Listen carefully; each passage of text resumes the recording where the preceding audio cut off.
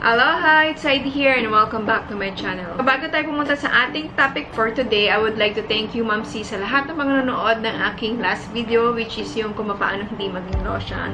Naging siya ng maraming views. Sana marami kayo natutunan doon sa topic natin last week. And then, yung ating topic for today is medyo related pa rin siya doon sa topic natin from the last week, which is yung collagen broth. Kung hindi nyo alam kung ano yung collagen is present siya sa mga sa skin natin, especially as we age, nawawalan na yung collagen. Kasi yung collagen is siya yung nag-hold ng skin natin, okay? So, pagka nawala na yung collagen, ang tendency nun, yung skin natin is nagsasag. And then, nagkakaroon na rin tayo ng mga wrinkles, okay? So, if you like this kind of video, kung paano ma-maintain yung youthful, glowing, and healthy skin, please stay tuned.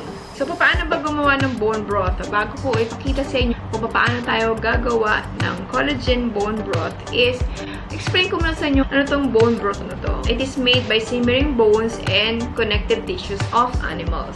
It is highly nutritious and commonly used in soups, gravies, and sauces. Gain siya ng popularity as health drink, okay? And they found out that it has several benefits like it contains vitamins and minerals, it boosts immune system, and then fights inflammation sa mga heart diseases, then sa diabetes, pwede rin to, arthritis, and some types of cancer. Kung meron kang problema sa joints mo, pwede rin to nag-i-improve siya ng joint health. Weight loss friendly kapag halimbawa nag-i-intermittent fasting ka, pwede mo rin itong gawing pang-break mo bago ka kumain ng pinaka-main meal mo. And last but not the least, yung pinaka-favorite natin, which is rich in collagen po siya. It is being studied and observed by drinking bone broth for about 8 weeks. It increased collagen and antioxidant activity in our skin, which could protect against damaged skin and aging. Alright, excited na ako ipakita sa inyo kung paano magluto or kung paano gumawa ng collagen bone broth. And I'm sure very excited na rin kayo kung paano natin ma-maintain ang beauty beyond 40. Okay? So, tara MomSis, manood na tayo. Ito yung ating mga ingredients. First off is itong ating garlic. Yan, kailangan natin yan. And then, ginger, some lemongrass, and then onion, salt and pepper to taste. Yan. And then, yung bones na gagamitin natin is itong beef bone marrow. Okay. So, mostly makikita nyo to doon sa ating mga suking palengke. Ayan. Ilipatan natin siya dito sa ating pot. And then, lagyan lang natin sila ng tubig. Ito na yung pakukuluan natin. Ayan. So, nilagay ko na siya dyan. And then, nakita nyo, lubog siya sa tubig. Ayan. So, dapat ganyan na yung tubig niyo. Dapat ma-maintain nyo lang siya ng ganyang kadami. From time to time, nagdagdagan nyo lang ng water. Kasi, medyo, sobrang tagal kasi natin silang pakukuluan. Kaya, uunti talaga yung water niya. So, pagka nakikita nyo na medyo kumukunti na siya, so, dagdagan nyo na lang siya ng dagdagan ng water. Until such time na masatisfied na kayo kung okay na ba sa inyo yung 12 hours or 24 hours. Pero para sa akin, mas matagal, more tastier, and highly nutritious bone broth yung makukuha natin out of this. Hayaan lang muna natin siyang pakuluan. Yung fire ko ngayon is nasa medium setting siya. And then, pagka kumulo na siya, that's the time na ilalagay ko na siya sa pinaka-mahinang apoy. So, balikan na lang natin sila mamaya pagka kumulo na. Okay, time check. Tingnan natin kung kumukulo na siya. Ayan. So, nagsisimmer na siya. And now, lagyan na natin siya sa low fire. Ayan. Pinaka-mahina-mahina. Okay, so tingnan na natin siya after an hour. Nakita niyo medyo nabawasan yung water niya. So, dagdagan na natin siya ng water. So, ganun lang yung process natin. Okay, so day 3. Ayan. So, ngayon, ito na yung ating last day ng pag-simmer ng bone broth. Ayan. So, dinagdagan ko lang siya ng dinagdagan ng sabaw. So, i-off ko na siya. Naka 24 hours din ako ng pag-boil sa kanila. Yan. Pero, hindi ko naman siya binoil ng tuloy-tuloy. Ina-off ko rin siya once na matutulog na kami. And then, bubuksan ko na lang siya ulit pagkagising ko sa umaga. Tanggalin na natin sila isa-isa. Lagyan natin dito. Transfer ko lang. Talagang kulong-kulo yan.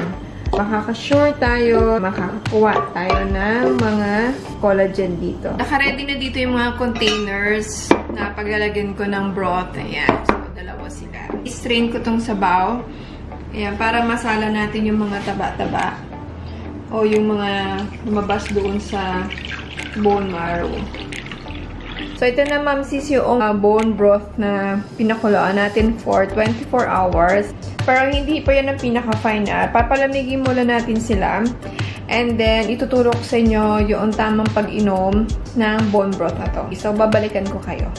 Ito na yung pinalabig natin, galing ref. Ayan. Nakita nyo itong mga yellow na to. Ayan. Ito yung fats niya. So, i-eliminate natin sila. Okay? Kasi hindi yan healthy, MomSis. Okay? Tandaanin nyo. So, yun yung kapal niya, diba? Tanggalin natin yan. So, paano natin tatanggalin yan? Simple lang. Crack lang natin. Hindi yan maganda pagka hinigop nyo, MomSis. Okay? Nagmukha siyang cheese, diba? Ayan. Ito yung mixture natin. Yan. So, medyo parang gelatin siya. Pag ganito yung texture niya, ibig sabihin, nagawa nyo na tama yung pagluto ng bone broth natin. Pagkatapos nito, i-eat ko na siya. Pakuluan na natin siya.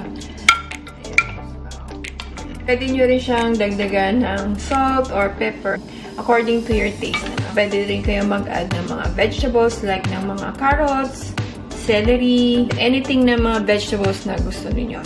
Nagbubol na siya ulit. Pwede na natin tikman ang ating bone broth.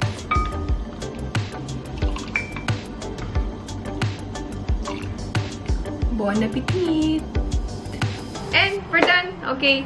So, I hope na gustuhan nyo yung ating tutorial for today na marami kayong natutunan ulit dito sa shinare ko sa inyo. But make sure, MomSis, na iinom na kayo ng 1 to 2 cups per day. And everyday, pwede naman kayong uminom nito. Basta make sure na 2 cups lang ang iinumin nyo. Either umaga, or sa hapon, or sa gabi. Okay? Sa gabi kasi maganda rin siya. At least makatulog kayo na mahimbing. Siguro ko may mga questions din kayo na masyado siyang matagal pakuluan and then magastos or makonsumo sa gas. Totoo po yung, MomSis. Pero yun nga, pwede nyo naman din siya pakuluan ng 12 hours or up to 24 hours. Okay? And then, yun nga, sa konsumo ng gasol, nabawang meron kayong uling or mga charcoal, mga ganyan. So, depende na lang kung paano nyo gustong pakuluan ito. Basta make sure na nasa low fire lang po siya. Okay? But believe me, the longer we simmer them, the more na mas marami tayong makukuha health and nutrition dito sa collagen bone broth na to. Okay? So, that's it for now. And then, by the way, kung hindi ka pa nakakapag-subscribe sa channel ko, meron ditong subscribe button. Pakiclick na yan. And then, meron din diyang maliit na bell button. Pakiclick na rin yan para at least ma-notify ka every time na meron akong latest uploads for the next couple of weeks. And that's it for now. I'll see you in my next one. Bye!